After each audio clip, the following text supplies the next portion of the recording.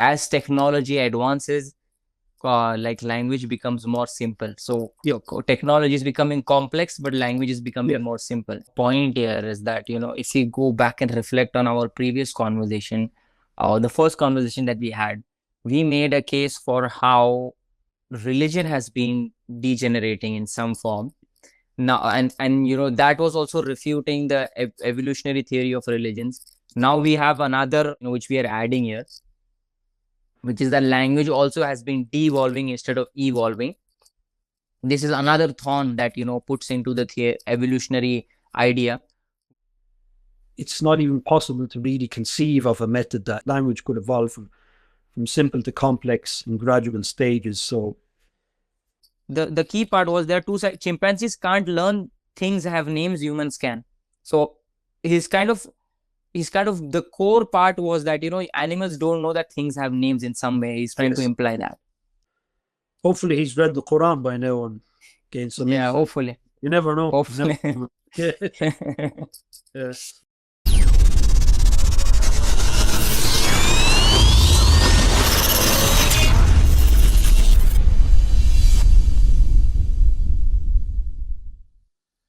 Assalamu alaikum wa rahmatullahi wa barakatuh. Welcome back to Incisive Thoughts. And today we have a very special topic for you guys. Something that is overlooked. It's the argument from language. In the field of Dawah, there is a new avenue altogether which we can unravel, which is the argument from language, making a case for God's existence via this route. And for this topic, we have none other than our very own Gerry Coghlan. And me and brother Gerry Coghlan, we are going to discuss about different versions of the argument of language, how we can present them and how they make a very powerful case for God's existence. Assalamu alaikum wa rahmatullahi wa barakatuh. Wa alaikum salam wa rahmatullahi wa barakatuh, ya Khalid. How are you doing? Yeah, alhamdulillah, man. I'm all good, all good. What about you? Alhamdulillah, I'm doing great. It's been a long time. Our audience have not seen you, so it's good to see you back. Yeah, some dunya life motions, and sometimes your time gets swallowed, isn't it? But alhamdulillah, inshallah, now we'll be doing a few more videos over the next few months anyway, at least. So inshallah. Inshallah. So diving deep into the topic, what is this argument from language? If you can give us a summary about it. Essentially, it's as you said, it's using human language as an argument for the existence of God. And there are some internal sub-points to it as well that bolster the argument, and even the differences in human languages is a proof of God as well.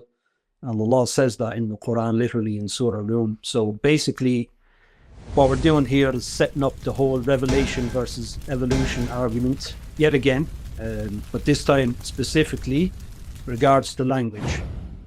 So obviously, as Muslims, we believe language is revealed by Allah, and it's also a mercy and a gift to give us the ability to communicate with each other, and even to communicate with Him. You need some language,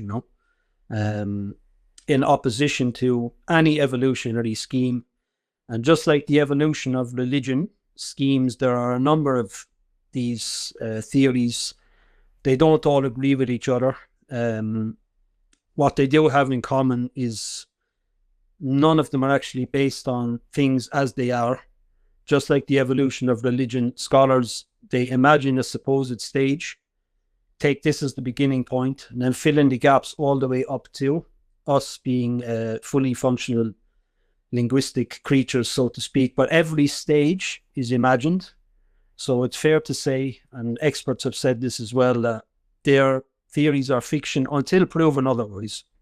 To summarize, obviously we believe language is revealed, so we're going to be arguing from that point of view. There's also a not lesser known theory, but kind of a lesser advocated theory that it's from secular scholars as well, that evolution hasn't gone through an evolutionary process. It's a human invention. Now, they have some wacky theories as to how humans invented it. Some say it was invented by like some kind of early genius, and some say it was due to a mutation in the brain. But either way, whatever way you want to roll the human invention thing, you can stick it in with the evolution theories because it removes God from the picture completely anyway. And there's even more bizarre theory, I'll just mention it for the laugh, I suppose, that the origins of language should not be discussed. Language simply always has been, and that's it, as if language transcends space and time somehow. And it's just always been there with us, and it doesn't require an explanation.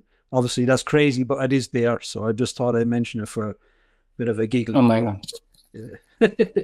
Well, anyway, So, language is probably the most quintessentially human thing.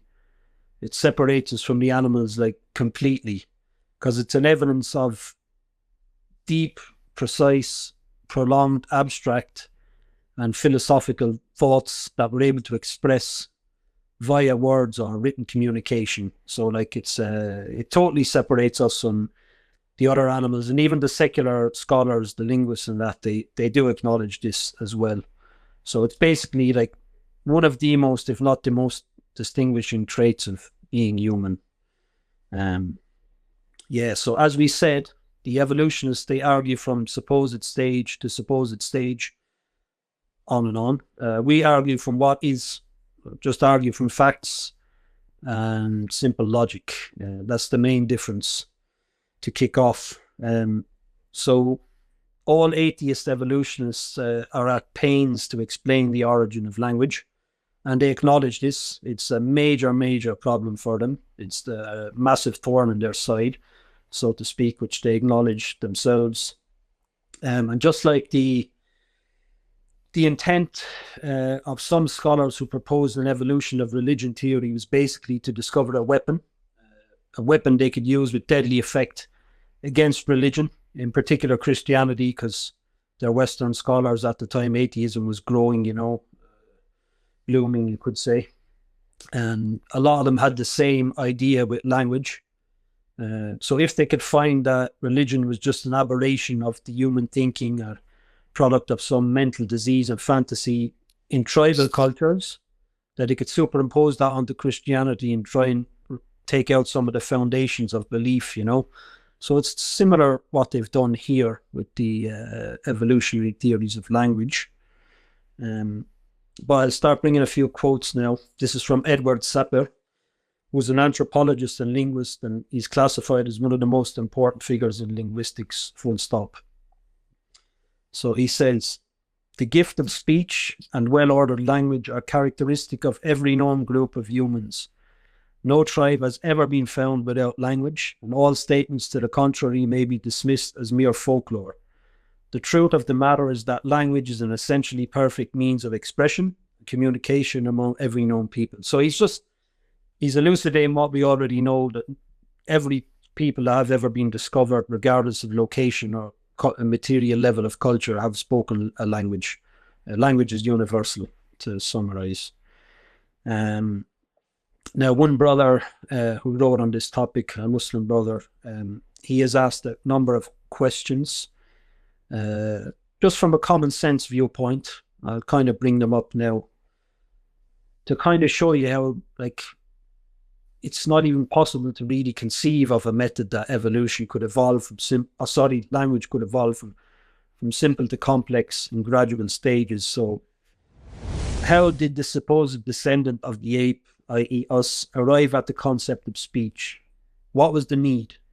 Does not every other creature survive well enough without complex grammar, syntax, morphology, and systemized language, which they obviously do? Cockroaches seem to thrive well enough without studying Shakespeare. And once they gain the ability to speak, how did these half-brutes collectively use the same word for the same object? Just deep that for yourselves, that question. How did even 10 half-men decide to call a tree by the same name, or a mountain, or a field, or whatever? When did tree become insufficient, and when were different names decided upon? How did the apes vocalize abstract concepts they could not see, like love? And how did they come up with shades of meaning and differ between love, fondness, inclination, liking, and affection, and so on. So if you just take any of those questions and try and think about it and imagine a supposed scenario, you'll just boggle your mind, you know. Now, Theodora Byron and Joseph Greenberg are the next two, both linguists and authors of various different books on the topic. And they say, not in so many words, the fact that modern languages seem to have devolved from the relatively ancient predecessors caused considerable consternation among early historical linguists who had sought to establish a logical progression in their development from simple to increasingly complex forms. However, the evidence shows language evolution as mostly a process of decay, and that's key for us here. If the first man, Adam, who was the first man for us, learned language directly from God, then he was essentially, by as many times as you want, the linguistic superior of anyone on the planet today, because God is all-knowing, perfect in wisdom. His actions are also perfect. So if the first man is learning directly from God, he must have a language of a far, far higher mark than we have now. So the process should actually be a process of degeneration if our narrative is correct, and vice versa. If the evolutionist narrative is correct, the process should show signs of improvement and upward development. You get it? Yeah. So, very interesting point here now, scholars in the mid-half of the 19th century, in 1886, in the Linguistic Society of Paris, actually banned any and all talk on the origins of language. Why? Wow. Because they were only interested in hard science, and the theories that were being brought forth, we'll speak about some of them later, the theories that were being brought forth were not just, as I said, like fantastical and fictional. Some of them were downright bizarre. So this Linguistic Society of Paris actually chopped out all talks of origins of language. They banned it from their premise, you know. And lastly, on the intro, I'll just ping another quote here. This is from Alan Steele. He's a senior researcher in the University of Sydney, specialized in mathematics and statistics. And he says, generally speaking, modern popular non-revelation proponents for the development of language, they don't tend to make a comparison between evolution and languages development anymore. They did in the past, and some still do, but they've kind of moved on a little bit. As I said, you got the other theory that it's a human invention and development. But he says now, he says the development of natural languages follows clearly discernible processes, which, contrary to the claim by Robert T. Pennock in his book Tower of Babel, who is actually proposing one of the modern evolution proponents, contrary to his claim, in no way do these languages resemble the concept of biological evolution. The changes that have occurred in the Indo-European language family, for example, demonstrate that languages follow a downhill simplification in inflections by natural processes. The huge uphill growth of languages in their vocabulary and expressiveness only comes about through human intelligent input. Thus, the changes observed in language development are quite different to the processes proposed for biological evolution.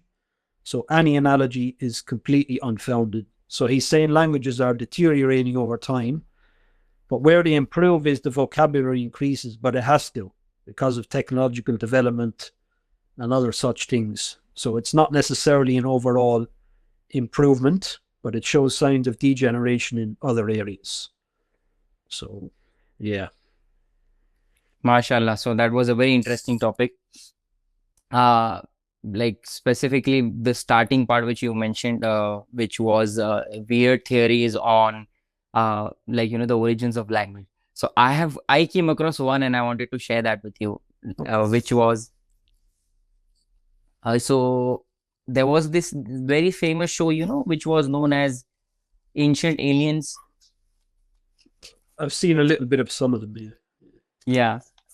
So generally I've I was going through some stuff where I kind of found that there are many cultures, all like, all over the world that actually consider language to be some kind of a gift from God. Yes. Specifically, one was the Andaman Islanders, which were actually, they had some belief. I saw that, they believe that the first couple, man and woman, were given language, something of that sort. Yeah.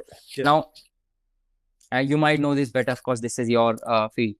So there is one host, his take on one of the show, which was actually one episode, which was specifically showing how human beings are very different from animals, and they tackled the question of how language is so how language is so unique, and they were trying to look at various explanations, and they just kept the God question aside. And then he says, his name is Giorgio Tsoukalos. I don't know how to pronounce his second name. So he says that the Sumerians are not the only culture that talk about this. The Maya Popovu says language was given to us by the gods. The ancient Egyptians texts are saying the exact same thing. It doesn't matter what ancient culture you look at, they all say the same thing, that language was a gift from God. Then he says, we should finally come to the grips with the idea that extraterrestrials had something to do with our development. So when all the cultures are talking about God giving us the language, you ignore the part where, like, God is giving you the source of language, and there might be aliens who are doing something like this. So I kind of found that opinion really funny, that, you just completely negate what's so obvious and then fill something else in that gap. You know what he's actually done there? He's tried to accept revelation theory without God. Yeah, exactly. If aliens gave us language, it's still a revelation. But exactly. He's trying to remove God from the picture, so he's very conflicted, this geezer, man. What can you do? Yeah. Yeah, and there was one very specific argument that, like, might not be exactly like, attached to what you said, but I was recently doing some research on making a case for the soul, and I had one guest, Dr. Naseem Karimian, and me and Nasir Karimian, we were making, like, in our last discussion, we had some arguments, presenting some arguments for the soul. One very interesting argument I had come across, but I did not mention that argument there, which was by Mark Baker. Mark Baker is a very famous linguist. So he, in his book, The Soul Hypothesis, he actually proposes an argument from language for the soul. So he said that because we have something like language, we can make a case for the human soul. So if you have something to present, maybe we can keep that the end of the discussion, or you want me, I can present this argument right now. Go for it, man. Go for it. Okay. Mark Baker, he calls it in his book, chapter 3, The Brain and Soul's Grammar and Speaking. So he shows how the language that we have, has three main components. One is the lexicon, the vocabulary or list of words in language, and then is grammar, and then is the third thing, what he calls is the creative ability to generate and understand novel sentences appropriate to context, which transcends mere rote use of words and grammar. And then he says that in terms of his empirical observation, now if we have these three components, and these three components are essential for language, in his empirical observation, he says neuroscience and genetics provide, and I'm paraphrasing, evidence that lexicon and grammar depend significantly on the brain. So we have portions in the brain and they are dependent on the brain. For example, neurological conditions like Broca's aphasia selectively impair grammar or vocabulary without necessarily affecting the creative ability to generate and understand novel sentences. So what he means to say that within our brain, we have like some component which is relegated to lexicon, and some component which is relegated to grammar. So both of these things can have some physical location, or can be something that the brain generates or stores. However, the creative ability to generate and understand novel sentences shows no direct dependence on the brain structures or genetic coding. Unlike grammar and vocabulary, it cannot be linked to specific brain regions or evolutionary traits shared with primates. So then he compares the third section is comparing with non-primates. Studies on primates like chimpanzees reveal that they can learn rudimentary grammar and vocabulary, but fail to use these elements creatively or contextually. This inability to exhibit creative ability to use language, for short, he says, he makes this abbreviation CALU, despite similar cognitive abilities, suggest a unique capacity in humans that might be attributed to the soul. The creative capacity and the soul hypothesis, that this is what he presents. Then he says the creative ability to use language reflects the human capacity for free will and rationality, qualities traditionally associated with the soul. Unlike physical computations performed by the brain, the creative ability to use language involves meaning and purpose, aspects that cannot be reduced to material processes. And he uses a very simple analogy. So, like, for example, like the analogy is the construction industry analogy. So you have, for example, the lexicon, like the words, which is, you can say, the warehouse, all the materials. And then you have, for instance, grammar. Grammar is basically you can call it the building codes, or like, for example, the blueprint, or how like, what, like, a similar civil engineer would know the right rules to create something. So the creative ability is taken to be the architect or the contractor who creatively designs and builds structures. Just as raw material and codes are insufficient without creative vision, lexicon and grammar need the creative ability to use language for meaningful expression. So animals, you can, like, teach them, they can learn basic aspects of grammar, they can learn basic aspect of, for example, lexicon. Of course, grammar, there's one thing that they don't have the innate ability to use the rules of grammar, but you can teach a parrot how to, for example, memorize one sentence altogether. But the creative use of language itself, he attributes it to the soul and says that, you cannot, without the soul, you cannot make sense of this concept, because this is not a physical thing. It involves something to do with meaning, purpose, and an ability which requires rationality and free will, which all is connected to the soul. Which I don't, like in the last discussion, we kind of made arguments for the soul, which we showed some arguments from free will and consciousness. So I think this is another layer we can add to those arguments, which is another argument for the soul, which is which is relevant to language.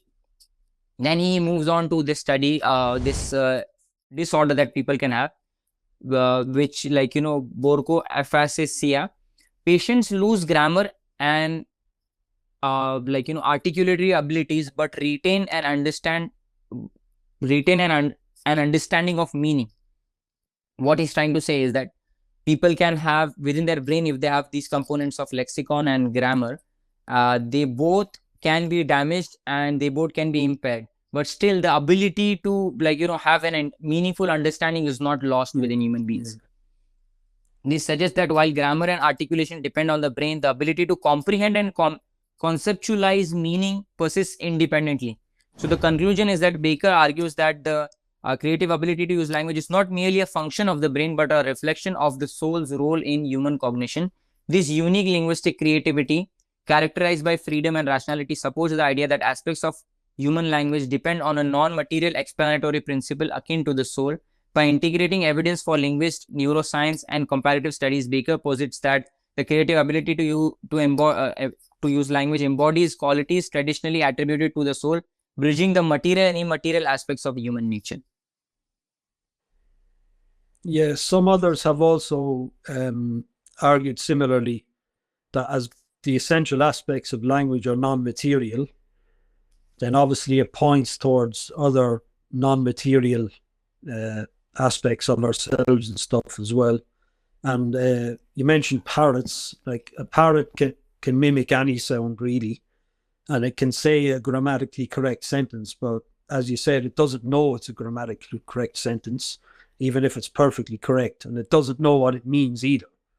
It's just exactly. It mimics the sounds without any of the rest of it, And if a person, vice versa, if a person has acquired language and they somehow lose their ability to speak, they can still understand language on a deeper level, and they can still write and communicate with language. So there has to be something more to it, you know.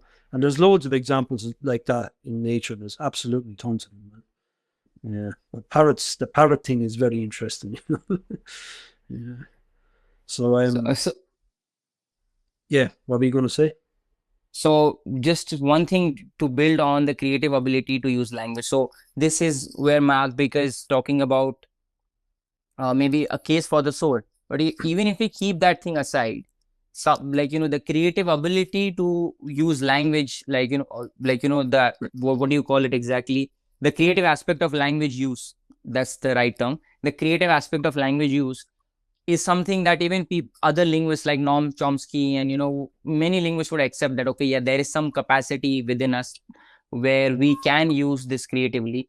And just by the mere fact, even if someone does not believe in the soul and but does still accept that, okay, no, we have this kind of creative aspect of language use which is there within us, this itself can be an argument to refute evolution in a way, human evolution in a way.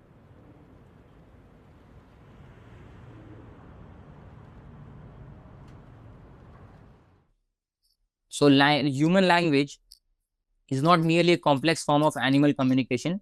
It represents a unique capacity, as we spoke about, which is the creative aspect of language use, highlights a critical distinction. Human language allows for infinite creativity and abstract thought, a capacity that cannot be reduced to biological evolution. Now, key points. Human language has two essential features, infinite creativity and expression, of expression and ability to communicate abstract concepts. So, like, you know, both of these are key features. The creative aspect of language use involves the ability to generate an infinite number of sentences using a finite set of elements, which no other species has demonstrated. So so if that is the case, that, you know, this is all or nothing kind of an ability, then you cannot have a stepwise evolution of this thing going. Like, you can't start from 1, 2 and add on to it, because it is an attribute in itself. Either you have it or you don't have it. Yes. Yeah. In that sense. So like, you know, Mark Baker himself would kind of he can make a case that, you know, like, you know, this one feature of language cannot have evolved in a stepwise fashion, suggesting that human language is something entirely distinct from animal communication. Now, Chomsky's theory, you know, has a theory, Noam Chomsky merge theory, the core of human language. Noam Chomsky's theory of merge highlights that the fundamental uniqueness of human language, merge, which we have, like, you know, allows humans to combine words and concepts into hierarchical structures, creating complex sentences and ideas. This atomic ability, he calls it atomic ability, either we have it or we don't have it. We can't have like 50% of it, or like 10%, like, you know, 10% of that thing. This atomic ability distinguishes human language from all other forms of communication. So the key points: merge is the cognitive operation that allows for the combination of words into nested structures, forming sentences and ideas with no upper limit on complexity. Second point, this ability is present in all humans but absent in animals, making it a defining feature of our species. So what is essential about the merge theory of Noam Chomsky is that this challenges the idea of gradual evolution because it requires an all or nothing ability. Either a species has this atomic ability or it doesn't. Evolutionary explanations that rely on small incremental changes cannot account for the sudden emergence of merge in human beings. So this is the key point, which is that if this is what human beings possess, and still if someone does not want to believe in the soul, still you can't make sense of something like this evolving in a stepwise fashion, like slowly from 0 to like from 1 to like 100. You cannot have a stepwise evolution for it. Evolutionary biologists face significant challenges when attempting to explain the stepwise evolution of language. This sudden appearance of complex syntax and grammar, as seen in human language, presents a major problem for the standard Darwinian model of evolution. Natural selection works incrementally, but language requires fully developed systems, syntax, grammar, semantics, to function properly. No intermediate proto-language can explain how humans developed full linguistic capacity, as partial language systems would not offer survival advantages. Now, there's very interesting paper that people, like, you know, researchers had developed, where they kind of argued that, the name of the paper was Evolutionary Dynamics Do Not Motivate a Single Mutant Theory of Human Language, where researchers like, his name is D. Bior et al. Argued that while scenarios allowing for gradual development for certain language features are possible, they do not align with Chomsky's view of merge as an atomic ability. The sudden complete emergence of merge suggests language appeared too quickly for standard evolutionary explanations. Just one last point I have. Human language, abstract thought, and the limits of naturalistic evolution. Human language is not just a tool for survival, but a vehicle for abstract and creative expression. It allows communication far beyond the present, enabling discussions about abstract concepts, features, possibilities, and hypothetical scenarios. Evolutionary models that rely on gradual mutations cannot explain the sudden and fully developed emergence of language in humans. Abstract reasoning and transcendence of time and space, limits of naturalistic evolution, which involves evolutionary models, predict that trait evolve in response to survival needs. However, human language serves abstract non-survival functions, making it hard to account for through the natural selection alone. This sudden emergence of complex syntax and grammar in humans point to something beyond gradual evolutionary changes. So we can have some quotes that we can add, but in short, we kind of summarize two arguments. One was argument for the soul, which we presented via this ability. And if someone does not believe in the soul and cannot make sense of that concept, still this ability itself cannot be explained by evolution. Yeah. So both of these are like defeaters for the model, evolutionary model. And from a common sense point of view, like, you can't even develop a language without already having a language. How can you? Because like the thought process of an infant, for example, if you'd even call it a thought process, like, it might cry when it's hungry, or it's going to run away from something when it's scared. It may shout for this and have a particular noise for its favorite toy and stuff. But beyond this, like, even for a child a few years older, if they have a standard thought process for their age, they have to think in a language. You can't even think without language. So how then did the first man, let's say hypothetically, he started to grunt when he saw a tree, yeah? Right. That means he already had in his head the idea that he wanted to connect a particular sound to a particular natural object, which requires quite a deep level of abstract thought. And then furthermore, he wanted to convey this idea to others as well. So the next person who he's grunting beside also has to realize, they have to internally realize, okay, this guy is trying to tell me or assign a particular sound to this particular object. I better remember it. Like, the whole thing it's utterly impossible. Like, you absolutely already need a language to develop a language. Like, even a fully developed language, to add like technological terms and stuff, you still need a language. So imagine how much more difficult it would have been for the so-called caveman or the half-ape. It's like, it makes no sense whatsoever when you deep it. But the problem is, language is such an integral part of our life.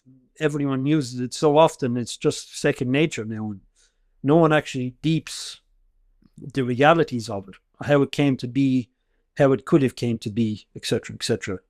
So what we'll do now is, before I go into some of the particulars, just want to make known that this is actually a Quranic argument, without a shadow of a doubt, because in Surah Rahman, in verse 4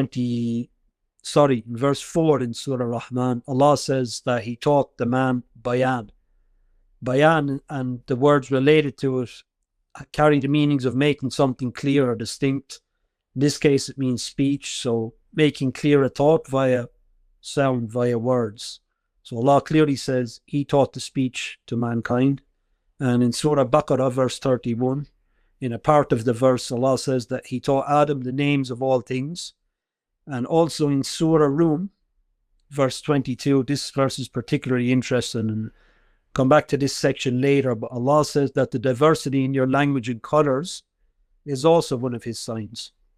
So language itself is not just the sign of the Creator, but the differences in our languages are a clear sign as well. We'll come back to that because it's very interesting. And now I go to the book of Genesis. Reason I'm doing this is just to compare and contrast between a particular point of creed in Islam and Christianity Like with many other things in Islam and Christianity, the Islamic position is crystal clear and it actually makes sense, but the biblical position leaves you with further questions, and you're just wondering, how can it be like this? How does it make sense? So Genesis 2, verses 19 and 20. Now the Lord God had formed out of the ground all the wild animals and all the birds in the sky. He brought them to the man to see what he would name them. And whatever the man called each living creature, that was its name. So the man gave names to all the livestock, the birds in the sky, and all the wild animals. Problem 1. This implies clearly that God created a whole host of land animals, insects, massive amount of varieties of fish, all the different types of birds, lizards, and whatever other creatures are upon the earth, and just left them like this, utterly nameless, without even having a name for them himself. We're talking about God here, and it then further says, whatever this means, he brought them to Adam to see what Adam would name them, as if he didn't know already. You understand?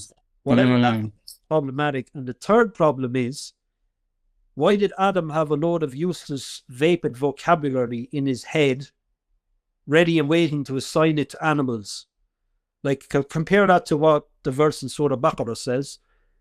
Allah taught Adam the names of all things. Clarity and consistency. And it makes sense. Whereas if you actually deep the Bible verses, you're left wondering why. What's the point of making a whole load of nameless creatures?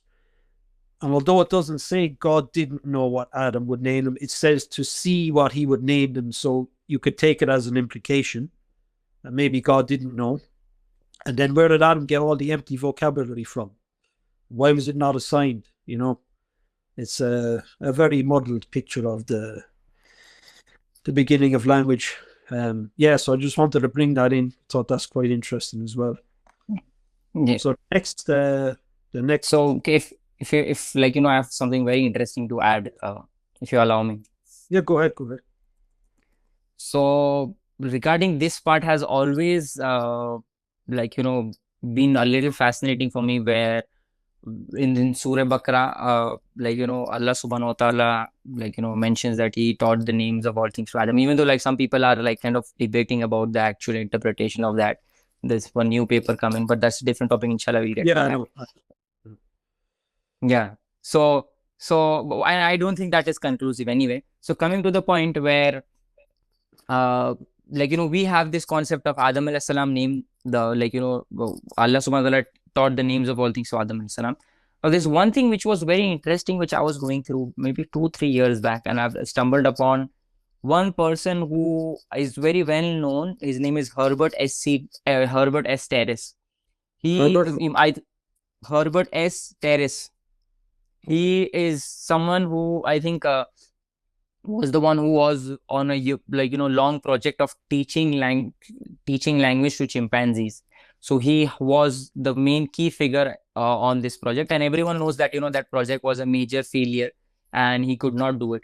But the interesting part is what he comes to the conclusion is what I wanted to highlight. So these are his words, and I want to give the full quote, so it's going to be better. So what he says is that from an evolutionary point of view, and now he's on this quest of trying to explain how did language come about. So the one article that he wrote, and I'm citing him from his own article. From an evolutionary point of view, words are different from any form of animal communication as they are from any grammar. They are therefore the first inevitable step towards language. Most linguists, including Chomsky, agree that words evolved before grammar. A specific mutation for grammar would be by order of a magnitude the largest single mutation that ever occurred. A more serious problem is that a mutation for grammar cannot account for words. To do so, it would be necessary to postulate more than 6,000 mutations, one for each of the language that people use. That would be quite a stretch. We are still left with the puzzle, how can natural selection account for words? So his point, I think, is when Noam Chomsky talks about things, he tries to go on a fundamental level, even a deeper level. He's like, where did the words come from? And then he postulated later on that I explore the gap between animal communication and language. And then he says, the reason chimpanzees can't learn language and humans can are two sides of the same coin. Chimpanzees can't learn that things have names, humans can. The moral of the ape language experiment is that it is futile to teach a chimpanzee to produce sentences if it can't even learn to use words. So he said the key part was there are two sides. Chimpanzees can't learn things have names, humans can. So his kind of the core part was that animals don't know that things have names in some way. He's trying to imply that. So this was quite fascinating, which I found out, which kind of I think makes a case for or at least augments what we are seeing. Yes, of course, yeah. Hopefully he's read the Quran by now and gained some insight. Hopefully. You never know. Hopefully. Yes. Yeah, please carry on. Yeah. Okay, so yeah, next aspect I want to talk about is tribal languages and their qualities. Why? Because the whole crux, as we said, of the evolutionist argument was the standard simple to complex, crude to sophisticated, so on and so forth. So, as they looked for a weapon in tribal religions against to bolster the evolution of religion cases, same with the evolution of language. That's what some of them thought they would find when they analysed tribal languages. So I'll just bring quotes from a number of specialists. Now, bear with me because there's a few of them are quite long. First, bring up Max Muller. He was a German-born linguist and comparative philologist. Huge name. Anyone involved in language will know him from around the early 1900s. He's involved in some other stuff as well, but everyone regarding will know him. Yeah. So he says, all the stories of tribes without language, more like the twittering of birds and then the articulate sounds of human beings, belong to the chapter of ethnological fables. And what is more important still is that many of the so-called savage languages, that's his term, have been shown to possess the most perfect, in many cases a too perfect, that is to say, too artificial grammar, while their dictionaries possess a wealth of names any poet might envy. Every language, even that of the Papuans and Vedas, is such a masterpiece of abstract thought that it would baffle the ingenuity of many philosophers to produce anything like it. In several cases, the grammar of the so-called tribal dialects bears evidence to a far higher state of culture possessed by these people in former times. So he's talking about degeneration of language.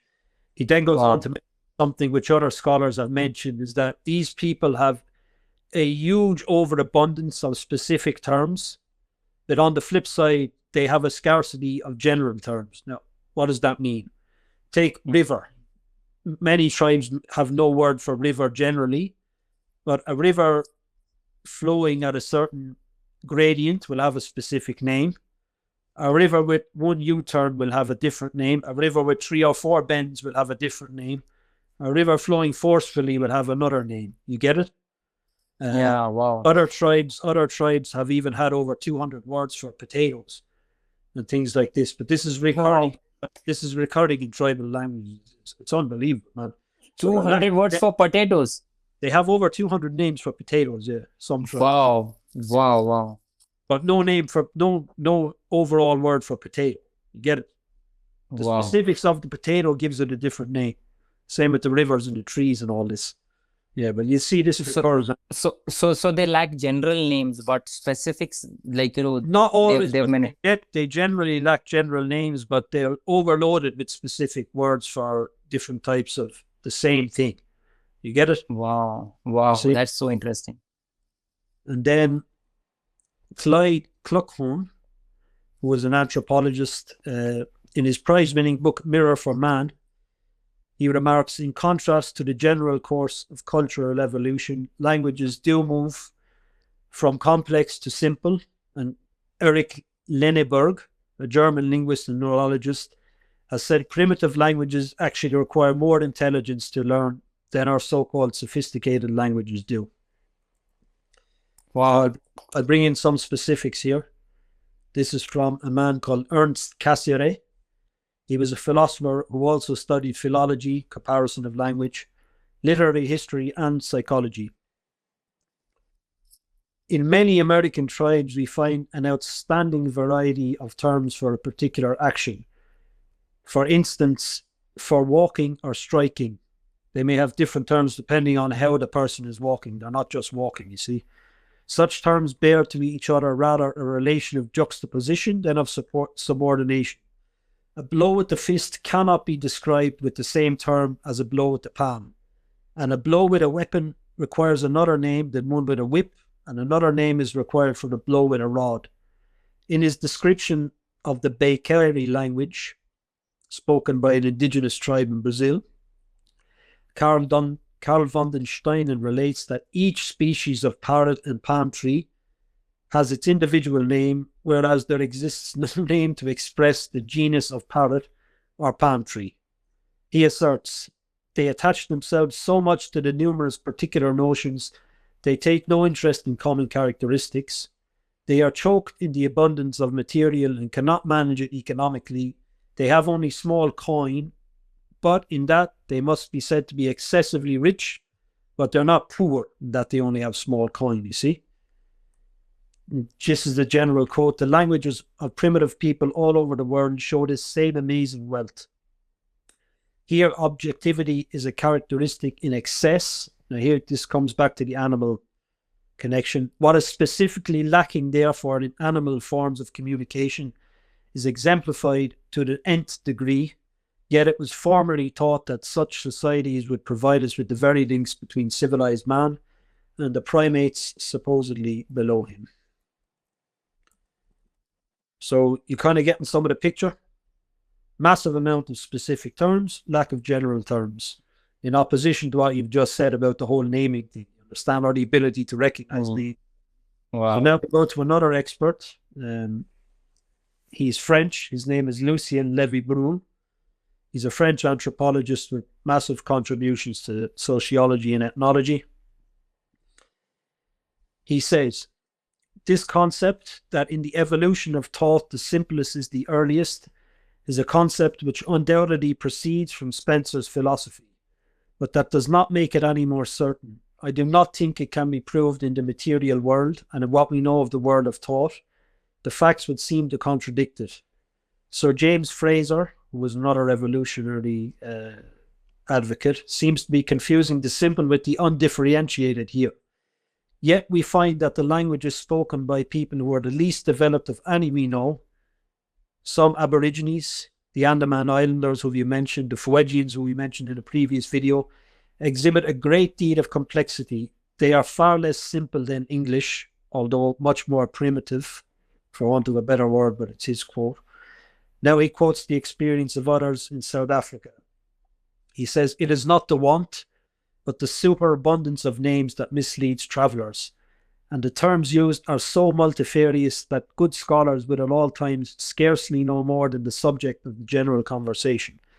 We have heard about 20 words to indicate different varieties of walking, whether leaning forward, backward, swaying from side to side, lazily or smartly, swaggering, swinging the arms, or even if you're swinging one arm while walking, they have a particular word for this walk. Walking with the head down has its own word, or up, or otherwise. And each of these modes of walking was expressed by a particular verb.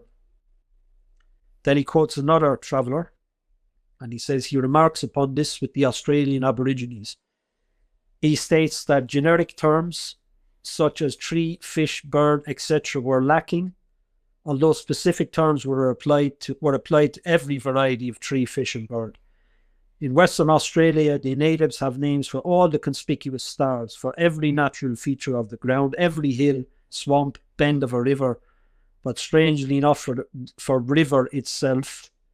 Lastly, not to prolong this list unduly, in the Zambezi district, every knoll, hill, mountain, and every peak on a range has its name. So as every watercourse, dell and plain. In fact, every feature or portion of the country is so distinguished by appropriate names, it would take a lifetime to decipher their meaning.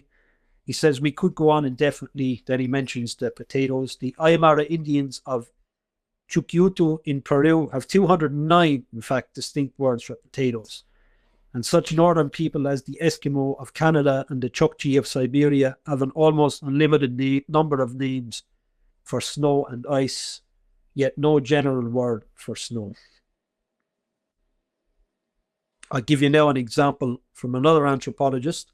He takes one simple English sentence and he tries to explain to us how you would have to say this in a tribal language. It's barely even believable. It's so difficult. It's from Franz Boas, who was a German anthropologist. He speaks about the Kwaikutl language, which is spoken by a tribe in Western Canada. And he gives the example of a very simple English sentence. The man killed a deer. So 5 words, simple words, nothing complex about this at all. The man killed a deer. Now, the native would have to express this by saying, the definite man who was in a given location, who was also near me and visible to me right now, killed at an indefinite time in a specific location, whereby I didn't see him, he was absent from me, I couldn't see him, killed a deer, singular or plural, who I also could not see at the time and was absent from me. He must also add the source of his information and indicate whether the man, the deer, or the killing have been a previous subject of conversation. Wow. This is about as complex and hard as it gets, just to express something really simple, at least for us anyway. The man killed a deer, and you see all the Wow. the jump through just to say this. And I've got 2 more examples, 2 more specialists, I should say. There's another linguist called Asya Pereltsveg, and she has her own website called Languages of the World. And she says, most certainly, linguistic sophistication does not correlate with technological sophistication. So she agrees with us, even though she doesn't believe in the rotation narrative at all. Not at all. It is simply not true that languages of technologically advanced peoples are more complex than those of technological primitive peoples. Quite the opposite is often true. Standardized languages of large empires are more simple because they are learned by masses of second language learners, and because writing and standardization keep them from changing too quickly. You get what she's saying? You see? Wow. So languages dubbed as primitive can have all of the following features. Rich sound inventories, so they actually do have sounds that we never make and are totally alien to us. Vocabularies of such language are typically extensive, as we said, especially when it comes to fields important to these peoples, such as local flora and fauna. Even more entrenched seems to be the belief that primitive peoples had not gone through this language building stage and thus speak with imperfect grammar or downright awful grammar. Yet languages of the primitive peoples are not grammarless. John McWhorter, another linguist, illustrates this point with the example of Ket, which is a Siberian native language, a polysynthetic language whose grammar is very, very complicated. And to quote him, so much so that it strains belief that anyone actually speaks it. Then she goes back to herself, quoting from herself. The same point can be illustrated with her favourite tribal language, Dirbe, an Australian Aboriginal language with split ergative case marking, ergative syntax, antipassives, and other grammatical twists and turns that boggle the mind. She then goes into a whole ball of details that there's no need to go into here. You can't understand them unless you're actually involved in linguistics anyway, I suppose. She then says, don't worry if you've missed some of the more technical details in the above description. My overall point is the Yoruba is not a grammarless language whose words are just strummed together whichever way. The observations above only scratch the surface of its grammatical complexity, which took some scholars decades to figure out. Thus, it is another language whose complexity strains belief that anyone actually speaks it. And now she goes speaking more generally now. She says numerous other Australian Aboriginal, Papuan, Amazoni, Sub-Saharan African and Siberian languages provide examples of the sort of grammatical complexity that is not found in familiar European languages. So they are actually of a higher standard in many ways than our languages. She then mentions a whole load of specific languages, which for time's sake I won't mention. She then says, the unavoidable conclusion is, in the words of Studies in Pseudoscience blogger, complexity in language is not a result of a cabal of clever people developing the language as civilization emerges. And we know language change is not the result of their meticulous work being abandoned due to laziness in subsequent generations. So he's basically saying, as far as we find language, it's always complex. More so in the tribal languages, when it should be running in the opposite direction according to the evolutionists. Point clear? Right. So now I go briefly to some West African. So I just want to reiterate one thing which I found very interesting, which you just mentioned, which is what she found correlations, which is as technology advances, like language becomes more simple. So technology is becoming complex, but language is becoming more simple. And vice versa is seen in more primitive types. They have complex language, but not so technologically advanced. Wow, that was really fascinating. I'll add on to that as well, although I won't go into it here. We've obviously spoken about a number of tribal languages, but other scholars have said even in modern languages, like classical Greek outshines modern Greek in many ways. A number of complex features have been lost through the centuries in English compared to Old English, the English of Shakespeare's time. And even from Sanskrit to modern Hindi, I don't need to tell you that Sanskrit is more complex, difficult, and nuanced than Hindi. They've mentioned these languages and others as well, you know. Yeah. And we have also one example of ancient Arabic and, more, like, the kind of normal. I mean, Arabic is the classical Arabic as the Arabs spoke it at the time of the revelation of the Quran. You now have dialects which are not Arabic. Obviously, they're a large part Arabic. Whether you go to Iraq, Sham, Egypt, the Gulf, Sudan, Morocco, they all have different dialects, but no one in their right mind is going to say that they're anywhere near as sophisticated as actual classical Arabic. No one would ever maintain this, whether they're Arabs or non-Arabs who've learned classical Arabic. It's a mad suggestion. So that's actually a great point as well. Arabic is a prime example compared to the modern dialects. Now we go to a couple of missionaries who were active in West Africa. One is Reverend Comer, an English missionary who was active in the Congo region and may have contributed to some of the linguistic studies of Congo language as well. But this is key now what he says here, because he mentions some traits of the parent language, which he never could have learned, but by logical inference, he infers something very interesting about the parent language. So in his study of Congo, he says he met with new surprises at every point and turn, as the richness, flexibility, exactness, and subtlety of idea in the language revealed themselves. And he says the wealth and idea in form does not specifically characterize Congo, but is possessed by the whole family of Bantu languages to a greater or lesser extent. So he learned Congo and he learned its sister languages as well. Now he makes an inference which has to be true based on the evidence. He said the widespread possession of these qualities points to their existence in the parent stem, which must of itself be of high class. Now there's a principle in logic that you cannot give what you don't have. So a language which was less sophisticated cannot give birth to Congo and the rest of its children and have them become more sophisticated. Like the richness, the flexibility, the exactness, the subtlety of idea that he mentioned had to have logically been in the parent stem and probably at a higher level, although we can't absolutely verify that, but common sense, probably at a higher level than its children, because it's in all of them. You see? Makes sense? So again, it's evidence of deterioration in these tribal languages in West Africa over time rather than uplift. And there's another Reverend J. Leighton Wilson, who was also a missionary, but he was American to West Africa. He also labored in the Bantu language area amongst Mpongwe speaking people.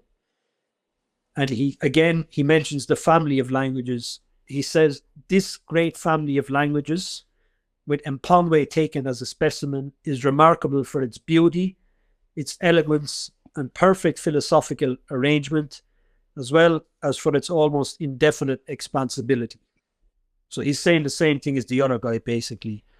And I'm sure you can imagine the surprise of these missionaries when they went there and what they would have expected to learn, what they would have expected the qualities of the tribal languages to be. They were probably shocked as well. And like, if someone wants to do their own research into this, they can just add on quotes from more and more and more scholars about all the different languages of the world. Even the lady I mentioned, Asia Parentsvig, she has a number of articles about tribal languages on her website. You can just pull them up there if you want. But she's certainly far from the only person who has wrote something similar.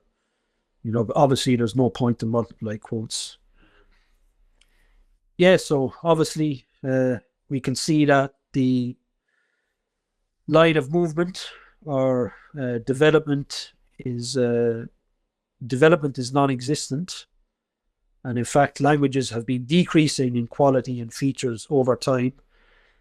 Going back to the how you need to express the man killed a deer in the Quaykutl language, that's a brain fire, man. That's one sentence. For us, it's a brain. Imagine trying to write a book. You probably we could never do it, even if we actually gave the language a good 10 years. It's like it's almost beyond belief. Like this. Exactly. Exactly. Like it's mind-boggling. It supports our narrative because, as I said, Adam learning language directly from God, that his language must have been such a high stamp that we can't even compare how we speak to his language. So in between, you know, in the chain of language learning all the way up to us, there must have been massive devolution rather than evolution. So the evidence here supports our narrative. Now you can stack that against the supposed stage on top of supposed stage on top of supposed stage that have never been evidenced by anyone. What are you going to go with? Things as they are or things as they may have been supposedly? Exactly. And, you know, an interesting point here is that, if you go back and reflect on our previous conversation, the first conversation that we had, we made a case for how religion has been degenerating in some form. Now, and that was also refuting the evolutionary theory of religions. Now we have another, another factor, which we are adding here, which is that language also has been de-evolving instead of evolving. This is another thorn that, puts into the evolutionary idea, which kind of, I think, as people have this tendency that maybe when it comes to evolution, they try to extrapolate that to everything. And that is where they are mistaken. One point that I can remember, where this was mentioned by, I think, Abdullah Al-Andalusi. He was making a case for revelation. So within that, he mentioned, he was explaining how there are, how we he was providing some reasons why we need to believe in revelation. And one side point that he mentioned, which was very interesting, which was that, it's actually without revelation, we couldn't have been fully humans, because the first revelation to mankind is language itself. Like what Adam alayhi salam was taught the names of all things. This is actually the first revelation of mankind. So, I mean, that was like a point that struck me, that yes, in the end, in our conversations, we are so dependent on language, but that itself is a form of revelation in some way that goes back to Adam alayhi salam. Yeah, it's absolutely a form of revelation, because if Allah didn't, hypothetically, if he didn't teach Adam language first, then how is Adam going to understand what comes to him with further revelation? Right. You know? How is Adam going to communicate with his wife, Eve? They need to have some method of communication, and we need to have some method of understanding God's revelation. Right. So right. It's only natural. Again, it's like the Islamic narrative is purely common sense. Going back to how things are, the only examples we have of people acquiring language are when someone who already knows a particular language teaches it to someone else. Now, this sounds pretty self-explanatory, and it is. However, if these are the only examples we have of the method of language acquisition, why then do evolutionists propose any other scheme which results in language being acquired somehow else? Yeah, however sound the scheme may seem, or however ridiculous, they are opposing the lived experience of humans for however many 10,000 years we've been on the planet. The only way language has ever been acquired, is via teaching, from a person who knows to a person who doesn't know, who subsequently comes to know, who subsequently teaches others, even if it's only his or her children.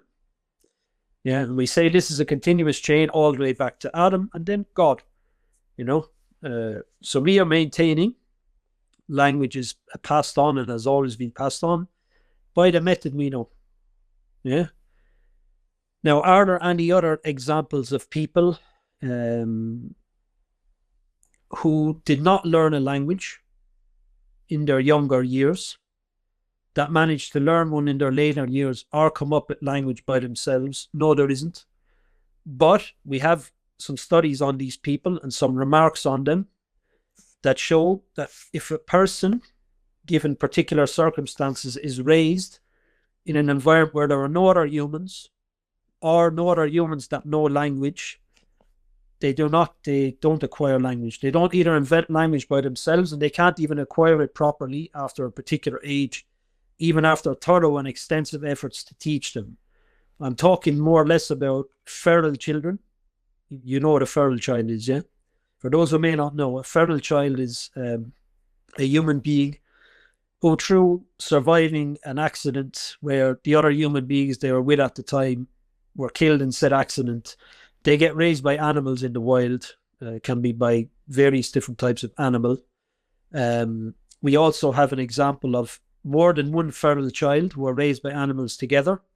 And I'm going to give an example of a child who's not a feral child, but it's a very sad and sick story of a child who was imprisoned by her own parents until she was 12 or 13 years of age and tied to a chair. So she's kind of like a feral child, and her parents never spoke to her. They just beat her and just did awful things to her. But it's a horrible story, but it fits with the feral children, Yeah. So evolutionists obviously assumed that speech was instinctive. Why? Because, as we said, no people have ever been found without a language. So they've incorrectly inferred from this that speech must be instinctive, meaning it doesn't really need to be learned. It's totally inherent in us. So enter feral children. I've already explained what they are. They are always found to be without speech, with no exception. And they are a proof that social contact with people who already have language is required to learn a language. So some general comments before going to the feral children. To appreciate the value of language, we must look for an answer to the question, what would happen if there had been no language? Had there been no such thing as language, there would be no states, cities, villages, or even families. It's impossible. In a milieu deprived of all social institutions, no production would ever take place. There would be no textile works, no car factories, no glassware, no pencils, notebooks produced, etc.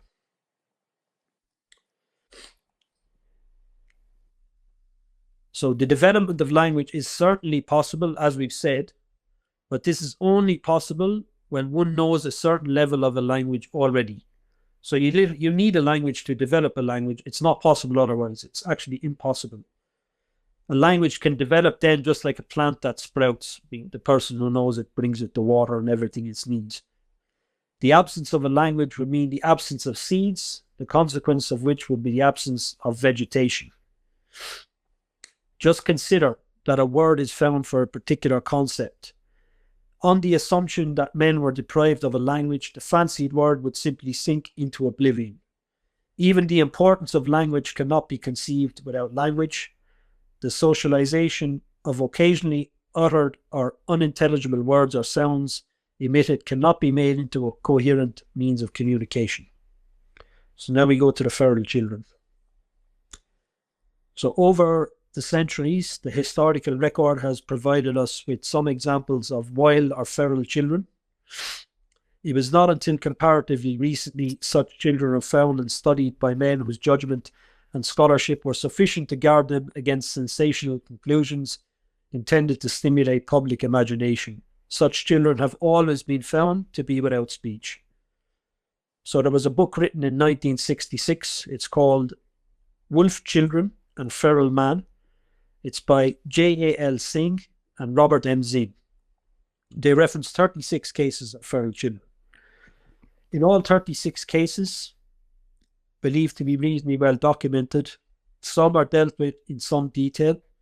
Many are well attested, others less so, but the cumulative effect is to show that such children have indeed been brought up due to total early isolation by animals such as wolves, bears, pigs, a jackal, and even a leopard.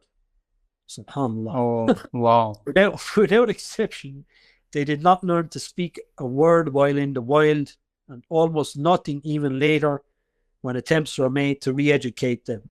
Now we go to a reference. So just one point. So we have, for example, this idea of Tarzan. If Tarzan actually was, someone like Tarzan was actually in the woods, if he comes back to civilization, he would never have the ability to actually speak. No, Tarzan would have to be just grunting and clicking and groaning and all of this, according to what we know, the evidence of the real world. Yeah. Okay. And he could have, and he would not have the ability to actually develop his own language. That is what we can say. Tarzan is an adult. Tarzan is an adult. He can't even learn a language from someone who already knows it. Right. So Suzanne Langer, an American philosopher, educator, and writer, remarked in this connection. The only well-attested cases are Peter the Wild Boy, found in the fields of Hanover in 1723, Victor, known as the Savage of Aveyron, captured in that district of southern France in 1799, and two little girls, Amala and Kamala, taken in the vicinity of Midnapore, India in 1920. Now, I don't know if she had access to the... No, she's actually writing before the book in 1966 was published, so she would have had more scanty information anyway. This is from 1952. She says, one thing, however, we know definitely about all of them. None of these children could speak in any tongue, remembered or invented. A child without human companions would, of course, find no response to his chattering. But the key, if speech were a genuine instinct, this should make little difference. You know, they should still be able to develop it to a certain level. Civilized children talk to the cat without knowing that they are soliloquizing. And a dog that answers with a bark is a good audience.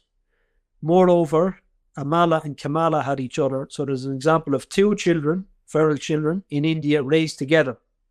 So even if there were two children raised together, two human beings, so they don't have the excuse, oh, they are only raised with animals and so on and so forth.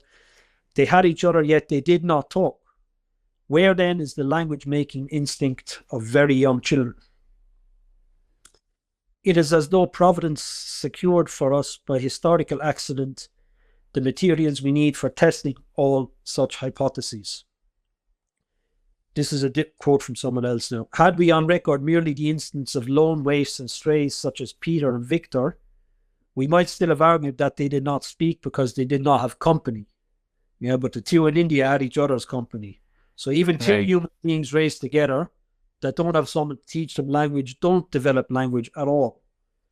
Quite apart from the observation which Langer makes that children talk to animals without sensing any incongruity, as adults do too, we have also the records in very recent times of the finding of two children who shared their strange childhood upbringing in the wild, but still never managed to speak one word to each other.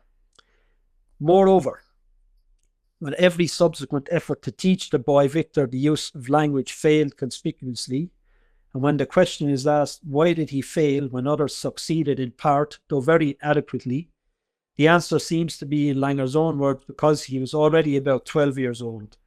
In other words, when Victor was found, he had evidently passed the stage of development where he could learn a language, whereas the other children, in varying degree, were still young enough to be taught at least a few words and expressions, though they never got beyond this, though none of them developed into fully linguistically functioning normal human beings. So not only does a person have to learn language from someone who already knows it, there's a window. There's a window if they go past, whereby now the ability to learn language is gone. They cannot be re-educated in linguistic terms. Wow. So we may draw a further conclusion from all this, therefore, that the capacity is latent in every child for the learning of a language, even those who are reared in the wild, but this capacity does not guarantee language will arise of its own accord. So he's saying, obviously, they still have the same capacity as us to learn, but no language arises unless they actually learn. On the contrary, in each of the 4 children known to us, no language whatsoever did appear of its own accord. It was only after they were spoken to that they spoke in turn, and even then only provided that the capacity for acquiring the faculty of thinking in words had not been outgrown and lost through lack of use. So they did manage to learn, like, to string 1 or 2 words together, but making even sentences, coherent sentences, was impossible for them in almost every case. So that's it for the feral children. But I'll go to the child who was imprisoned by her own parents now. Her name is Jeannie Wiley.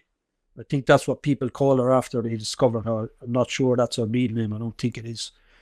But in Los Angeles in 1970, a social worker made a routine visit to the home of a partially blind woman who had made an appeal for public assistance. The social worker discovered that the woman and her husband had kept their 13-year-old daughter, Jeannie, locked away in total isolation during her childhood. Jeannie could not speak or even stand upright. She had spent every day bound naked to a child's potty seat and could only move her hands and feet. At night, she was placed in a kind of straitjacket and caged in a crib with wire mesh sides and a cover.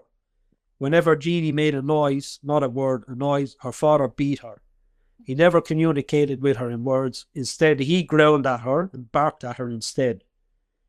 After she was rescued, she spent a number of years in excessive rehabilitation programs, including speech and physical therapy. She did eventually learn to walk and use the loo.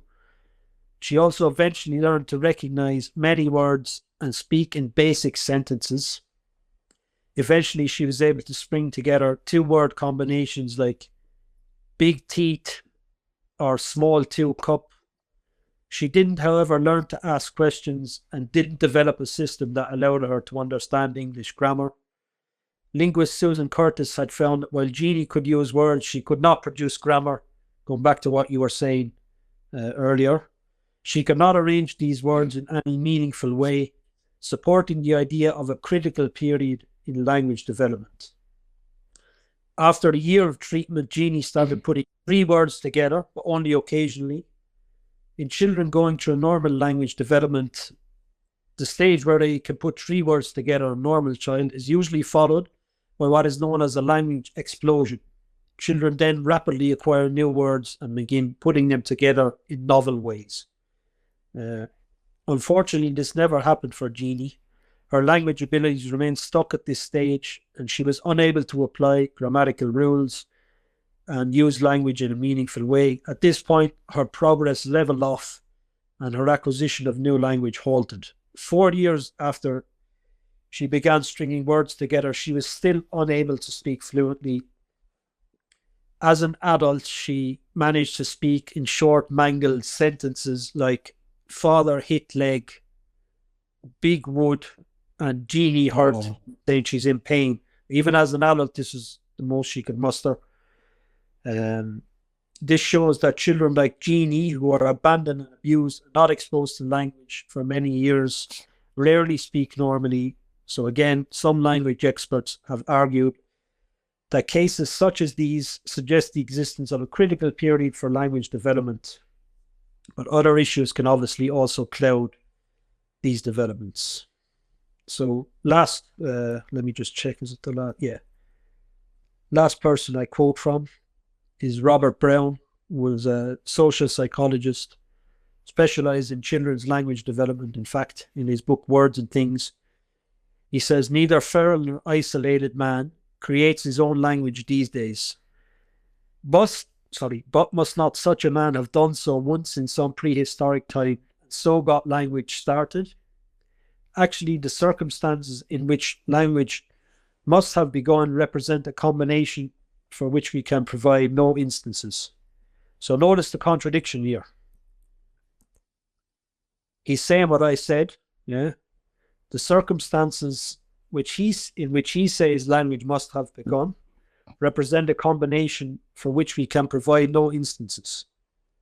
So there is no crude, unsophisticated, half-ape-like languages that we can have actually been evidenced and witnessed that they can build upon.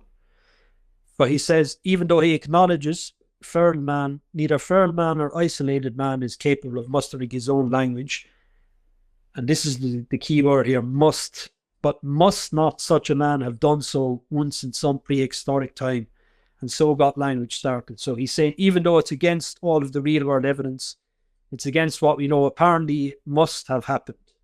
Wow. So he's a guy who's implicitly pushing away the idea of revelation, even if he doesn't specifically mention, because he says it must have happened.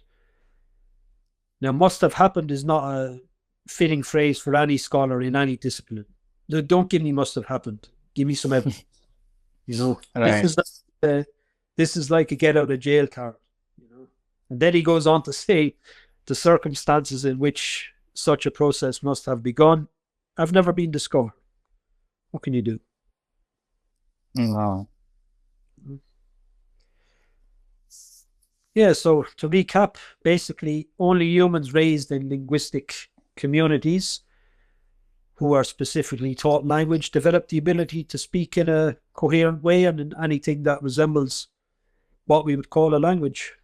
Again, it's just pulling the rug from on the evolutionary theories in a different way, or from a different angle.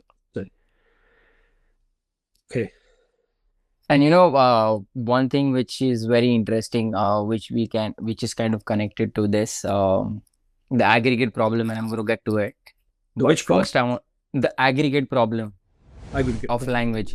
The aggregate problem of language, which is essentially how can we develop language, and I'm going to get to that. But before the aggregate problem, there's one thing which was very interesting. Richard Dawkins, who was one of the biggest proponents of evolution, he was having a debate in, I think it was Oxford or somewhere in the UK. I think it was Oxford. Yeah, it was Oxford, and he was debating a bishop or some bishop he was debating, and the host was Anthony Kenny. He's a philosopher, and he was asked, what do you think about the emergence of language, something along this line, to which Richard Dawkins said, true syntactic language that seems to be uniquely human. Now, there is some very interesting evidence that I think there are 2 or 3 genes which have mutated. Now, I think that is also answered in some way, but when humans mutate, the suggestion is that what was required for language to evolve in humans was this could have been rather the sudden moment when a particular mutation occurred which enabled humans to use recursive syntax. And if that were true, it would be rather a remarkable example of a major step. That could really have been a moment when the child could talk and the parent couldn't. The problem is who the child talked to, of course. If it could be an exception, to my general prejudice that evolution is always gradual. It could be rather a unique moment. So he was trying to give an explanation of how he can explain language emerge, because now evolutionary biologists, they know that they cannot give they can't give a gradual process for the emergence of language.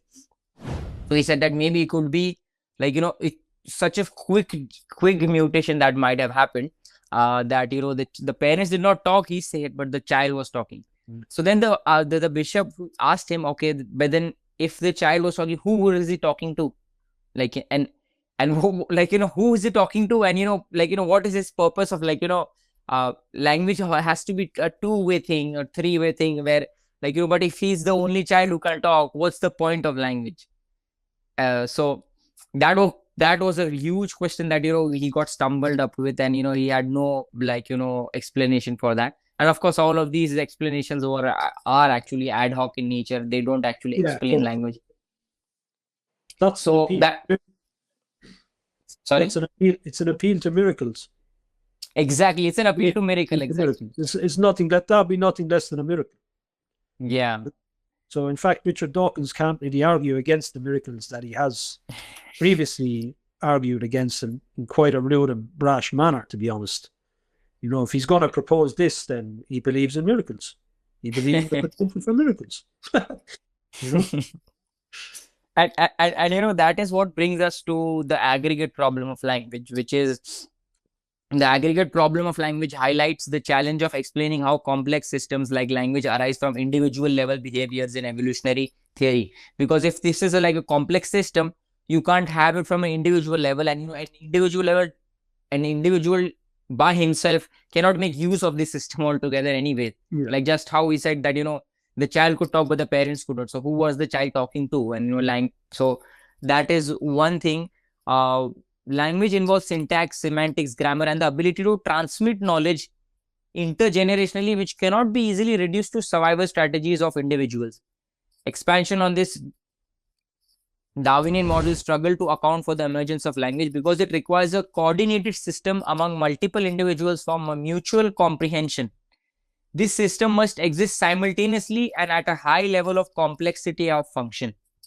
Language is not merely a biological trait, but a cultural inheritance requiring cognitive architecture. This implies that its origins are rooted in something beyond simple evolutionary processes. Human exceptionalism, language emergence suggests that humans have a unique capacity for abstract thought, cooperations, and creativity that no other species possesses. This distinguishes us sociologically and intellectually from other species. The Islamic perspective, of course, the narrative of Allah teaching Adam the name of all concept supports this. It reflects a divine intervention in human development, presenting humans as distinct creations with a purposeful design. The aggregate problem, of course, we can expand more on it. But the problem is that even if someone tries to hypothetically come up with a scenario where, someone evolved, you still can't explain language because that isn't what language is. And a person who is just having some kind of mutation within him, and then, he learns to talk, you still can't explain it because the aggregate problem explains that you need an entire community and everyone has this kind of complex system, and only then language makes sense. And even if you wanted to roll with this mutation theory of Dawkins, this miraculous event, he then has to ask himself, why did such a person have all the auditory functions necessary? Why did he have all of his speech organs working together in unison and harmony and capable of producing sound?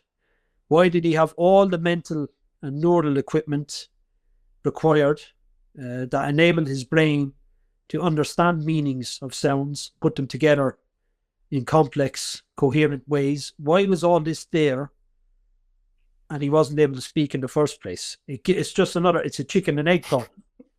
Exactly. For speech there, all of these really intricate systems working together in harmony, and he wasn't able to speak. And then he suddenly mutated the ability to speak, Exactly. Or vice versa. If he didn't have the mental equipment and all the neural equipment and the cognitive functions required, how did he get the mutation? Yeah. Nonsense. Absolute nonsense. And if language is something related, same material, and and it has something to do with the abstract, how can you make sense of a mutation, and then on an abstract level it changes everything altogether, and it creates an abstract level. So again, an absolute nonsense. I completely agree with you. Cool. Okay, so hold it by. Yeah, so if you want me to add, there are two things I can add, which and then we can end this session. Cool. So what I said about language as a non-biological trait, the argument as follows: language transcends biology, serving as a cultural inheritance. While humans have cognitive architecture enabling language, the system itself isn't encoded in the DNA, as you mentioned. Yeah. As you expanded on.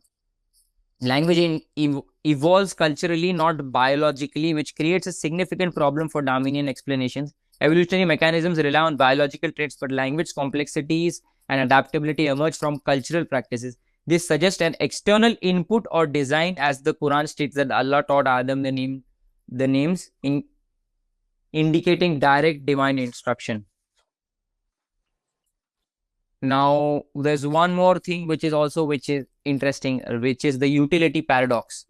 The argument, language doesn't always align with evolutionary utility. Literate and intelligent individuals often have fewer offsprings, contradicting Darwinian expectations of traits favoring reproductive success. I mean, this is again a side point we don't even need to mention, because we have many strong points which make us very strong case. But as a suggestive argument is also the utility paradox, which also, if we expand on it, if language evolved solely for survival, it would consistently favor reproductive advantages. However, historical evidences show that those proficient in language and communication often had fewer descendants. This suggests that language serves purposes beyond survival, such as moral development, complex social organization, and intellectual exploration. Again, this is a point for human exceptionalism. This disconnect underscores the unique human pursuit of knowledge, ideas, and self-expression that transcends basic evolutionary needs. And one last point is the divine input hypothesis, I think, which makes sense of all of this. The Quranic narrative of Adam being taught by Allah provides a simple and coherent explanation for the origin of language, compared to the speculative and fragmented Darwinian theories. Language as a software-like inheritance aligns with the idea that it was not an emergent property but a direct gift from a higher power. This explanation reinforces the idea that humans are distinct creations with a special purpose, emphasized in Islamic theology. So I think that's what I had to contribute here. Yeah, interesting stuff, isn't it?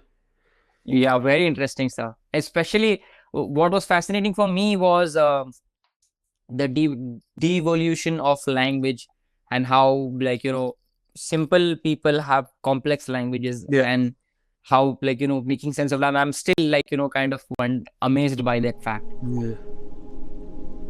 So that's it for tonight. And for next time. Yeah. For next time, I'll have 2-3 similar sort of arguments. Yeah. 3-4.